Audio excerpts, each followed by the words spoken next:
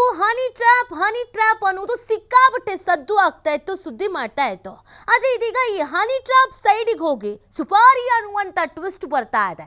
ಹೌದು, honey trap ಕೇಸ್ಗೆ ಸುಪಾರಿ twist ಅನ್ನ ಕೊಟ್ಟ ರಾಜೇಂದ್ರ. ಸುಪಾರಿ ನೀಡಿ ಕೊಲೆ ಮಾಡೋಕೆ ಯತ್ನ ಅಂತ ಒಂದು ಗಂಭೀರವಾದಂತ ಆರೋಪವನ್ನ ಮಾಡ್ಬಿಟ್ಟಿದ್ದಾರೆ. MLC ರಾಜೇಂದ್ರ ಅವರು ಈ ಆರೋಪವನ್ನ ಇವತ್ತು ಮಾಡ್ತಾ ಇದ್ದಾರೆ. 5 ಲಕ್ಷ ರೂಪಾಯಿ ಸುಪಾರಿ ನೀಡಿದ್ದಾರೆ ಅಂತ ಹೊಸ ಬಾಂಬ್ ಒಂದನ್ನ ಸಿಡಿಸಿಬಿಟ್ಟಿದ್ದಾರೆ. ಶಾಮಿಯಾನ ಹಾಕೋಕೆ ಬಂದವರಿಂದ ನನ್ನ ಮೇಲೆ ಹಲ್ಲೆಯ ಯತ್ನ ಆಗಿದೆ.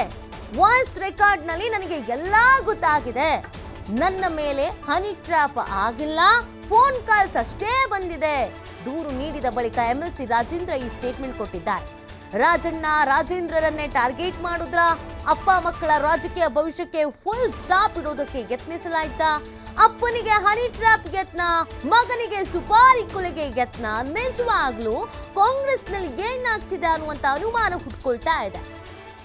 ಮೊನ್ನೆ ಎಲ್ಲ ಹನಿ ಟ್ರ್ಯಾಪ್ ಅಂತಿದ್ರು.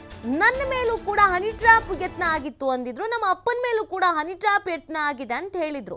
ಈಗ ವರಸೆ ಬದಲಿಸ್ತಾ ಇದ್ದಾರೆ. ನನ್ನ ಮೇಲೆ ಸುಪಾರಿ ನೀಡಿ ಕೊಲೆ ಮಾಡೋದಕ್ಕೆ ಯತ್ನಿಸಲಾಗಿತ್ತು ಅಂತ ಗಂಭೀರವಾದಂಥ ಆರೋಪ. 5 ಲಕ್ಷ ನೀಡಿ ಕೊಲೆಗೆ ಯತ್ನಿಸಲಾಗಿತ್ತು ಅಂತ ಹೇಳಲಾಗ್ತಾ ಇದೆ. ಬಟ್ ಈಗ ಪ್ರಶ್ನೆ ಏನು ಅಂತ ಅಂದ್ರೆ, ಅವತ್ತು ಹನಿ ಟ್ರ್ಯಾಪ್ ಅಂದವರು ಇವತ್ತು ಸುಪಾರಿ ಅಂತ ಯಾಕೆ ಹೇಳ್ತಿದ್ದಾರೆ ಅಂತ.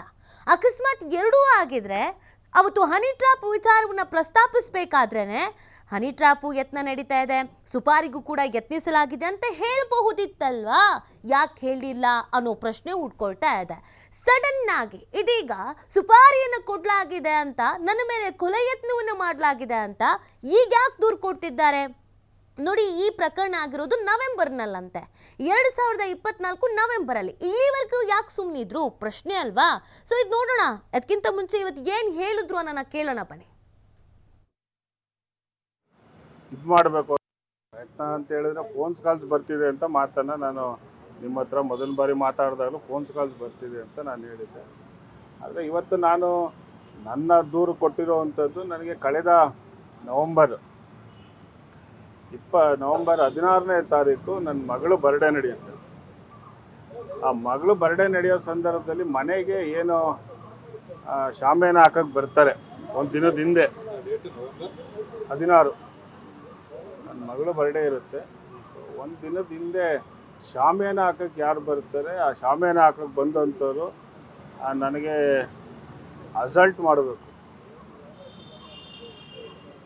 ಇಲ್ಲ ಅದೇನು ನೀವು ಯಾವ ಹೇಳ್ತೀರ, ಮರ್ಡರ್ ಮಾಡಬೇಕು, ಸುಪಾರಿ ಕೊಟ್ಟು ನನ್ನ ಮರ್ಡರ್ ಮಾಡಬೇಕು ಅಂತ ನವೆಂಬರ್ 15ನೇ ತಾರೀಕು ಮನೆಗೆ ಬಂದಿರ್ತಾರೆ.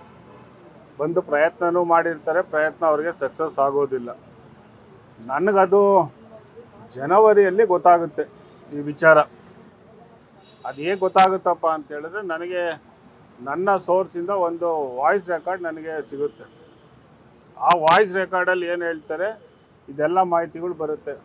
1-2-3 ಹೆಸರು ಹೇಳ್ತಾರೆ ಆ ವಾಯ್ಸ್ ರೆಕಾರ್ಡಲ್ಲಿ. ತುಮಕೂರವ್ರದ್ದು ಯಾರ್ದೋ ಒಂದು ಹೆಸರುಗಳು ಹೇಳಿ, ಅವ್ರಿಗೆ ಅಕೌಂಟ್ಗೆ 5 ಲಕ್ಷ ದುಡ್ಡು ಬಂದಿದೆ, ಇಂಥ ದಿನಾಂಕ ಮನೆಗೆ ಅವ್ರ ಮಗಳು ಬರ್ಡೇ ದಿವಸ ಒಂದು ದಿವಸದ ಮುಂಚೆ ಶಾಮಿಯಾನ ಹಾಕೋ ವಿಚಾರದಲ್ಲಿ ಬಂದು ಅವ್ರಿಗೆ ಇದು ಮಾಡಬೇಕು, ಅವ್ರಿಗೆ ಅಸಲ್ಟ್ ಮಾಡಬೇಕು, ಅವ್ರನ್ನ ಮರ್ಡರ್ ಮಾಡಬೇಕು ಅಂತೇಳಿ ಒಂದು ಸುಪಾರಿಯನ್ನು ಕೊಟ್ಟಿರುವಂಥದ್ದು ಆ ಆಡಿಯೋ ರೆಕಾರ್ಡಲ್ಲಿ ಆಗುತ್ತೆ. ಸೊ ಅದು ವಿಚಾರವನ್ನು ನಾನು ಮಾನ್ಯ ಮುಖ್ಯಮಂತ್ರಿಗಳಿಗೆ ಮೊನ್ನೆ ನಾನು ಭೇಟಿಯಾದಂಥ ಸಂದರ್ಭದಲ್ಲಿ ಗಮನಕ್ಕೆ ಯಾರು ಮಾಡಿದ್ದು ಏನು ಅನ್ನೋದು ಇನ್ನೂ ಅಲ್ಲ. ಈಗ ಅದಕ್ಕೆ ಇವತ್ತಿಂದ ಅವರು CID ಕೊಟ್ಟಿದ್ದಾರೆ ಅಂತ ಅಂದ್ಕೊಂಡಿದ್ದೀನಿ. ಇವತ್ತು ಈ ಬಗ್ಗೆ ಮತ್ತಷ್ಟು ಮಾಹಿತಿಯನ್ನು ನೀಡ್ತಾರೆ ನಮ್ಮ ಪ್ರತಿನಿಧಿ ಸಂತೋಷ್. ಲೈವ್ ನಲ್ಲಿ ಜಾಯ್ನ್ ಆಗ್ತಾ ಇದ್ದಾರೆ. ಸಂತೋಷ್, ಇಲ್ಲಿವರೆಗೂ ಹನಿ ಟ್ರ್ಯಾಪ್ ಅಂತ ಹೇಳ್ತಾ ಇದ್ರು. ಈಗ ನೋಡಿದ್ರೆ ಕೊಲೆಯತ್ನ ಅಂತ ಹೇಳ್ತಾ ಇದ್ದಾರೆ. ಹೆದರಿದ್ರು, ಯೂಟರ್ನ್ ಹೊಡೆದ್ರು, ಒತ್ತಡದಲ್ಲಿ ಇದ್ದಾರೋ ಗೊತ್ತಾಗ್ತಾ ಇಲ್ಲ. ಇನ್ನೊಂದು, ಅವರೇ ಹೇಳೋ ಪ್ರಕಾರ ನವೆಂಬರ್ನಲ್ಲಿ ಕೊಲೆಗೆ ಯತ್ನಿಸಲಾಗಿತ್ತು, ಜನವರಿಯಲ್ಲಿ ಈ ವಿಚಾರ ಗೊತ್ತಾಯಿತು. ಈಗ ನಾವು ಮಾರ್ಚು ಮುಗಿತಾ ಬಂತು. MLC ಆಗಿದ್ದವರು ಅವ್ರಿಗೂ ಗೊತ್ತಿರುತ್ತೆ ಅವ್ರನ್ನ ಯಾರಾದರೂ ಈ ಥರ ಟ್ರ್ಯಾಪ್ ಮಾಡಬಹುದೇನೋ ಅಂತ. ಇಷ್ಟು ದಿನ ಕಂಪ್ಲೇಂಟ್ ಕೊಡದೆ ಈಗ ಸಡನ್ ಆಗಿ ಕಂಪ್ಲೇಂಟ್ ಕೊಡೋದಕ್ಕೆ ಕಾರಣ ಏನು? ಸಾಕಷ್ಟು ಅನುಮಾನ ಇದೆಯಲ್ಲ ಸಂತೋಷ್ ಈ ಪ್ರಕರಣದಲ್ಲಿ. ನೀತಿ ಏನು ಈಗಾಗಲೇ MLC ಆಗಿರೋಂಥ ರಾಜೇಂದ್ರ ಅವರು ಸ್ಪಷ್ಟನೆಯನ್ನು ಕೊಟ್ಟಿರುವಂಥದ್ದು. ಅಂದರೆ ಆ ರೀತಿಯ ಯಾವುದೇ ಊಹಾಪೋಹಗಳಿಗೆ ಅವಕಾಶವನ್ನು ಕೊಟ್ಟಿಲ್ಲ. ಮತ್ತು ನನಗೆ ಹನಿ ಟ್ರ್ಯಾಪ್ ಆಗಿದೆ ಅಂತ ಹೇಳಿಲ್ಲ. ಹನಿ ಟ್ರ್ಯಾಪ್ ಮಾಡಲಿಕ್ಕೆ ಯತ್ನಗಳಾಗ್ತಿತ್ತು. ಅಂದರೆ ಫೋನ್ ಕರೆಗಳು ಬರ್ತಾ ಇತ್ತು ಅನ್ನೋದ್ರ ಬಗ್ಗೆ ನಾನು ಸ್ಪಷ್ಟನೆ ಕೊಟ್ಟಿದ್ದೀನಿ ಮತ್ತು ಅದರ ಬಗ್ಗೆ ನಾನು ಎಲ್ಲೂ ಕೂಡ ನನ್ನ ಹನಿ ಟ್ರಾಪ್ ಮಾಡಲಿಕ್ಕೆ ಯಾರೋ ಬಂದಿದ್ರು ಅನ್ನೋದ್ರ ಬಗ್ಗೆ ನಾನು ಹೇಳಿದೆ. ಫೋನ್ ಕರೆಗಳು ಬರ್ತಾ ಇತ್ತು ಅನ್ನೋದ್ರ ಬಗ್ಗೆ ನಾನು ಅಷ್ಟೇ ಹೇಳಿಕೆಯನ್ನು ಕೊಟ್ಟಿರುವಂಥದ್ದು ಅಂತ ಹೇಳಿ ಅವರು ಸ್ಪಷ್ಟನೆಯನ್ನು ಕೊಟ್ಟಿರುವಂಥದ್ದು. ಆದರೆ ಇವತ್ತು ಏನು ಹನಿ ಟ್ರಾಪ್ಗೆ ಸಂಬಂಧಪಟ್ಟ ಹಾಗೆ ಅಪ್ಪ ಮಕ್ಕಳು ಇಬ್ಬರಿಗೂ ಕೂಡ ಮಾಡಲಾಗಿತ್ತು, ಅಂದರೆ ಸಚಿವ ರಾಜಣ್ಣ ಅವರು ಕೂಡ ಮಾಡಲಾಗಿತ್ತು, ಇವ್ರಿಗೂ ಮಾಡಲಾಗಿದೆ, ಯತ್ನ ಆಗಿತ್ತು ಅನ್ನೋದ್ರ ಬಗ್ಗೆ ಸಾಕಷ್ಟು ಊಹಾಪೋಹಗಳಿದ್ವು. ಅದೆಲ್ಲದಕ್ಕೂ ಕೂಡ ಅವರು ಬ್ರೇಕ್ ಹಾಕಿದ್ದಾರೆ ಅಂತ ಹೇಳಿದ್ರೆ ತಪ್ಪಾಗಲಿಕ್ಕೆ. ಯಾಕೆಂತ ಹೇಳಿದ್ರೆ ಇವತ್ತು DG ಆಫೀಸ್ಗೆ ಭೇಟಿ ನೀಡಿದಂಥ MLC ರಾಜೇಂದ್ರ ಅವರು ದೂರು ಕೊಟ್ಟಿರುವಂಥದ್ದು, ಅವ್ರಿಗೆ ಸುಪಾರಿಯನ್ನು ಕೊಟ್ಟಿದ್ದಾರೆ ಹತ್ಯೆಯನ್ನು ಮಾಡಲಿಕ್ಕೆ. ನನ್ನ ವಿಚಾರ ಈ ಜನವರಿಯಲ್ಲೇ ಗೊತ್ತಾಯಿತು. ಇದಕ್ಕೆ ಮೊದಲು 2024 ನವೆಂಬರ್ 15ನೇ ತಾರೀಕು ನನ್ನ ಮೇಲೆ ಅಸಾಲ್ಟ್ ಆಗುತ್ತೆ ಅನ್ನೋದ್ರ ಬಗ್ಗೆ ಕೂಡ ಸ್ಪಷ್ಟನೆಯನ್ನು ಪಡಿಸಿದ್ದಾರೆ. ಅದಕ್ಕೆ ಕುರಿತಂತೆ ನಾನು CM ಅವರ ಬಳಿ ಚರ್ಚೆಯನ್ನು ಮಾಡಿದ್ದೆ. CM ಅವರ ಜೊತೆ ಚರ್ಚೆಯನ್ನು ಮಾಡಿದ ನಂತರ CM ಇದನ್ನು ಗೃಹ ಸಚಿವರಿಗೆ ಹೇಳ್ತಾರೆ, ಆ ಮುಖಾಂತರ ದೂರನ್ನು ಕೊಡಿ ಅಂತ ಹೇಳಿದರು.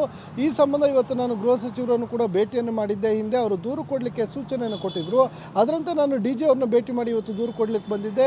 ಘಟನೆ ನಡೆದಿರುವಂಥ ಸ್ಥಳ ತುಮಕೂರು, ಅವರ ಮನೆಯಲ್ಲಿ ಇನ್ಸಿಡೆಂಟ್ ಆಗಿರುವಂಥದ್ದು. ಹೀಗಾಗಿ ತುಮಕೂರಿನಲ್ಲೇ ದೂರನ್ನು ಕೊಡಬೇಕು. ಈ ಕಾರಣಕ್ಕಾಗಿ ನಾಳೆ ನಾನು ತುಮಕೂರು SP ಅವ್ರಿಗೆ ಈ ಸಂಬಂಧ ದೂರನ್ನು ಕೊಡ್ತೀನಿ.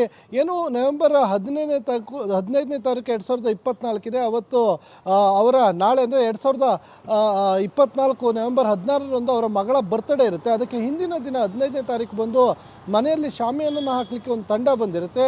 ಅದರಲ್ಲಿ ಇಬ್ಬರು ನನ್ನ ಮೇಲೆ ಅಸಾಲ್ಟನ್ನು ಮಾಡಿದ್ರು. ಆವಾಗ ನಾನು ಅದನ್ನು ಸೀರಿಯಸ್ ಆಗಿ ತೆಗೆದುಕೊಂಡಿರಲಿಲ್ಲ ಅಂತ ಹೇಳಿ ನೆಗ್ಲೆಕ್ಟನ್ನು ಮಾಡಿದ್ದೆ.